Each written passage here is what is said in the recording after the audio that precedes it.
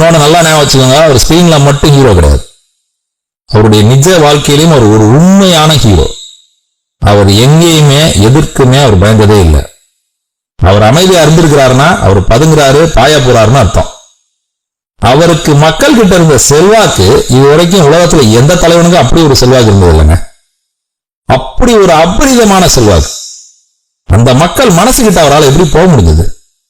அது ஸ்கிரீன்ல மட்டும் நடிச்சா போயிடுமா? அப்படி பார்த்தா இன்னைக்கு ஆயிரக்கணக்கான நடிகர்கள் வந்து ஸ்கிரீன்ல நடிச்சுட்டு தான் இருக்காங்க, செஞ்சுட்டு தான் இருக்காங்க, எல்லாம் வந்து ஆக்ட் பண்றாங்க. ஏன் அவருக்கு மட்டும் அப்படி ஒரு பாக்கியம் கிடைச்சது? ஏன் மக்கள் மனசுக்கிட்ட அவரால் போங்க? அவர் ஸ்கிரீன்ல என்ன சொன்னாரோ அதேதான் அவர் வாழ்க்கையில வாழ்ந்துட்டு போனார். அவர் ஸ்கிரீன்ல குடிக்காதன்னு சொன்னா அவர் வாழ்க்கையில குடிச்சது இல்லை, சிகரெட் குடிக்காதீங்கன்னு சொன்னா அவர் வாழ்க்கையில சிகரெட் குடிச்சதே இல்லை.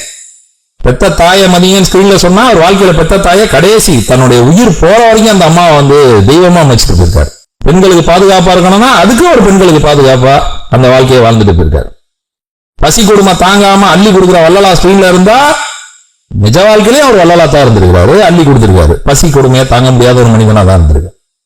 எக்ஸசைஸ் பண்ணணும், உடம்ப நல்லா வச்சுக்கணும்னா கடைசி வரைக்கும் அவர் எக்ஸசைஸ் பண்ணியிருக்காரு, உடம்ப நல்லா வச்சிருக்காரு. இப்படி அடுத்தவங்களுக்கு அவர் என்னென்னலாம் போதனை சொன்னாரோ அதெல்லாம் வாழ்க்கையில அவர் முதல்ல கடைபிடிக்கிற மனுஷனா இருந்திருக்காரு.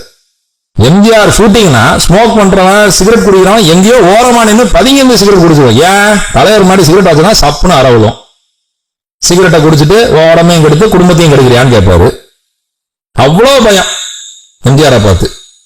ஷூட்டிங்ல எம்ஜிஆர் காலத்துல வேலை பார்த்தவங்களை போய் கேளுங்க, அவங்க சொல்லுவாங்க, சார் மித்த நடிகர்களுக்கெல்லாம் கேரியர்ல சாப்பாடு வந்தா நம்ம தலைவருக்கு மட்டும் சாப்பாடு அண்டால வரும் சார்.